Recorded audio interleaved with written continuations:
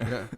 But we were talking about, basically masculinity and the strength, and just not even necessarily attaching strength to masculinity or femininity, just like what seems to be like an area where we've been watered down. And that was one of the things that I've been noticing. Like when we started, really one of the first books I had read, when I started on this journey was Up From Slavery, and I couldn't help but wonder, like, damn, why Booker T didn't have mental health issues? Like, why Booker? He went through trauma, and I started noticing this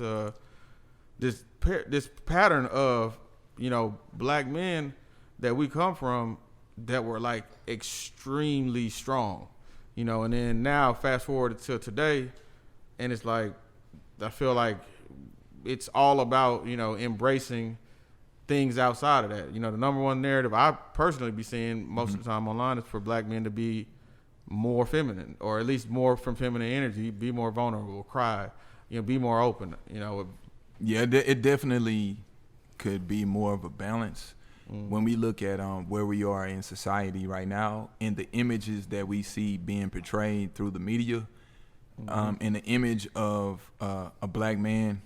And when we look back in time and we think of the images of a Martin Luther King that was nonviolent, some people would say, hey man, that's weak. But you never looked at Martin as being this mentally weak person. It was always exemplified as strength character whenever he talked, whenever he spoke. The same with Malcolm. It was this strength. A lot of our ancestors that came, and we're primarily, just thinking about the 60s. Not even going, well, you started with Booker. Even during that time, we think about the early 20th century and thinking of the mental fortitude. A lot of times we talk about mental health, but we don't talk about what builds mental health outside of going to therapy. And I understand the importance of therapy, but what about the strength builders outside of just therapy? For some people, at a certain point in time, man, listening to a certain hip hop song, oh man, I'm ready. It gets me hyped. Nowadays, for mental strength, and this is just me, my mental strength exercises, because that's what we don't talk about. Our mental strength exercises. Yeah. Is, I might go and watch some old Dr. Ben lectures or read some Malcolm, and I feel like, man, okay, it's giving me that strength. It's the same as somebody listening to Tupac. Same thing, and it's like I became a better person when I started studying the ancestors and studying the story of where we come from, because studying the story of where we come from made me realize that, like, oh damn, I come from that.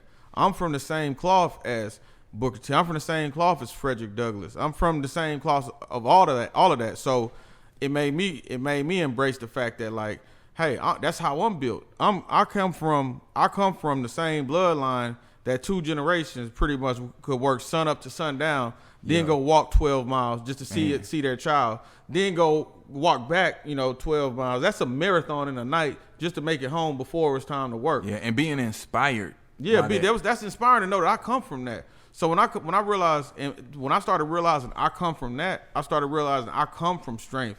I come from men that, with nothing, Booker T going to ride to Hampton with, $5, men who did everything to a level of excellence, a guy mopping the floor with a level of care and excellence, like it was, a final exam or something. And you know what else?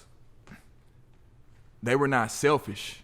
No. It was, I want what I want for myself, I want for my people. Well, see, that's the thing about strength and masculine strength. Divine masculine strength isn't selfish.